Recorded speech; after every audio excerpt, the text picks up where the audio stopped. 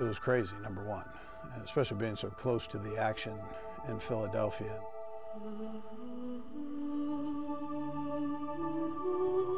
It was a shock. I was in awe. I think like everybody at first, it was too shocking to really believe. Everybody's jaw dropped and we looked at each other and really couldn't believe it.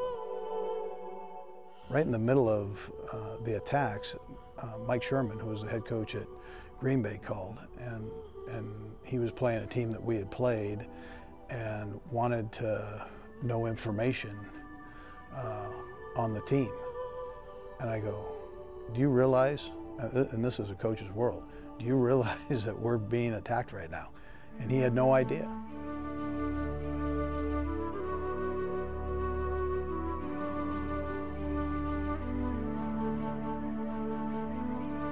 I mean, he really didn't know what was going to happen next. It's just hard to come in here and think about football when, people are, crying, mourning, digging through debris, looking for their families. The fact that it happened is still not real. And I can't believe it. Being in America, we're all one. So when you hear the stories on TV, you were able to feel their pain. If you remember at the time, there was a lot of, we can't let the terrorists win. Well, what does that mean?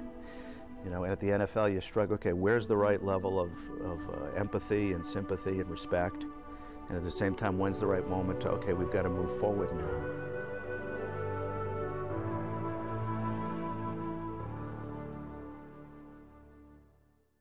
The eeriest part, even leading up before that game, is when you got into practice earlier in that week, and there were no flights going out. And being in South Philly where we're at, we're basically in a flight pattern all the time.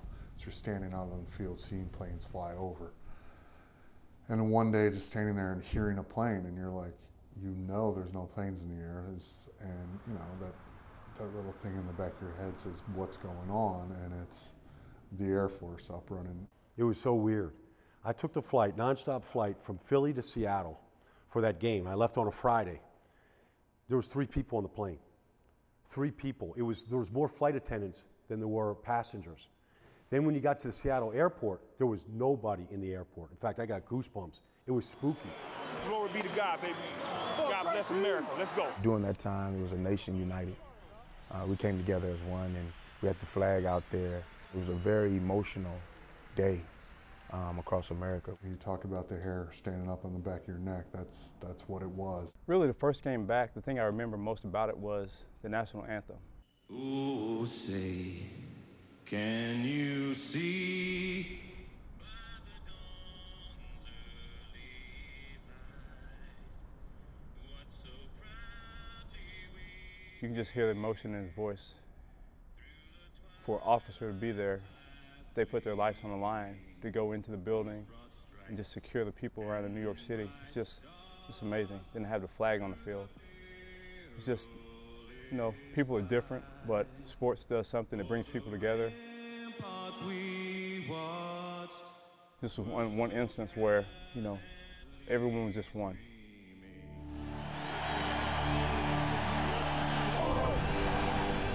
Looking down the center of the field, he's going downfield, and he's got the pass juggled complete to James Thrash.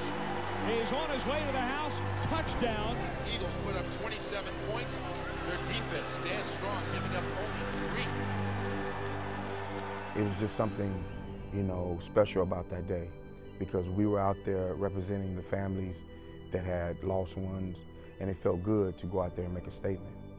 For us, just for those 2 hours, 3 hours, 4 hours of a game, just to take all the grief and all the pain away from the country, being able to go out there and perform and do something we love to do, it was something that we needed it also, to get back into our normal routine. It was such a great tragedy that, people just needed something, just to take their minds off of it, and, we were glad to be able to give something. I think it brought everybody closer together. And you could feel it. You could feel like there was this energy, this special energy that existed in the stadium and then around the league. Like the league kind of brought people back to the living room, back to the TV sets where we weren't watching this disaster.